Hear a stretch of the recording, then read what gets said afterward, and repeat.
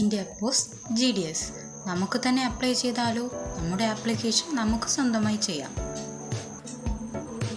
India post GDS.online.gov.in എന്ന് പറയുന്ന website ഉപയോഗിച്ചാണ് നമ്മൾ അപ്ലൈ ചെയ്യുന്നത്.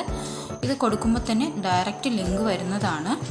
ഇതാണ് GDS അപ്ലൈ ചെയ്യാനുള്ള മെയിനായിട്ടുള്ള പേജ്. ഇതിൽ ഒരുപാട് ഡീറ്റെയിൽസുകൾ തന്നിട്ടുണ്ട്, നോട്ടിഫിക്കേഷനും അങ്ങനെയുള്ള കാര്യങ്ങളെല്ലാം കൊടുത്തിട്ടുണ്ട്. പ്രധാനമായും നമ്മൾ ഫസ്റ്റ് സ്റ്റെപ്പ് എന്ന് പറയുന്നത് രജിസ്ട്രേഷനാണ്. ഏറ്റവും ടോപ്പിൽ തന്നെ സ്റ്റേജ് 1 രജിസ്ട്രേഷൻ എന്ന് പറഞ്ഞ് കൊടുത്തിട്ടുണ്ട്. നമുക്ക് ചെയ്യാനുള്ളത് ആ ലിങ്കിൽ ക്ലിക്ക് ചെയ്യുക. ഇതിൽ ക്ലിക്ക് ചെയ്യുമ്പോഴാണ് അടുത്ത പേജ് ഓപ്പണായി വരുന്നത്. ഇതാണ് പ്രധാനപ്പെട്ട പേജ് എന്ന് പറയുന്നത്. ഈ ഒരു പേജാണ്. ഇതിലാണ് നമ്മൾ ഡീറ്റെയിൽസുകൾ കൂടുതലായി കൊടുക്കുന്നത്. സിമ്പിളായിട്ടുള്ള ഡീറ്റെയിൽസ് മാത്രമേ ആദ്യത്തെ സ്റ്റെപ്പിൽ കൊടുക്കേണ്ടതുള്ളൂ.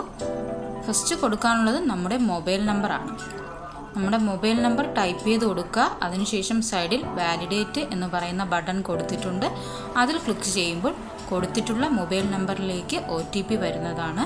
അതിനെ നമ്മൾ ഇവിടെ ടൈപ്പ് ചെയ്ത് സേവ് കൊടുക്കുക.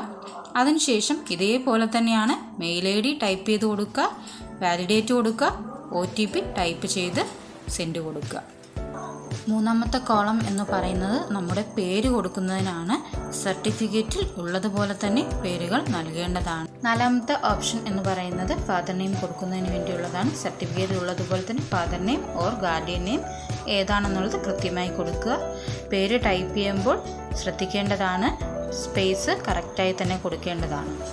അടുത്ത കോളം എന്ന് പറയുന്നത് ഡേറ്റ് ഓഫ് ബർത്ത് ആണ്.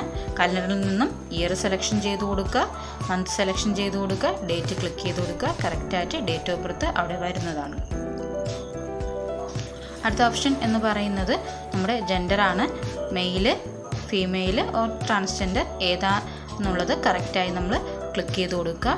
അടുത്ത ഓപ്ഷൻ എന്ന് പറയുന്നത് കാസ്റ്റ് ബേസ് ആയിട്ടുള്ള ഡീറ്റെയിൽസുകളാണ്.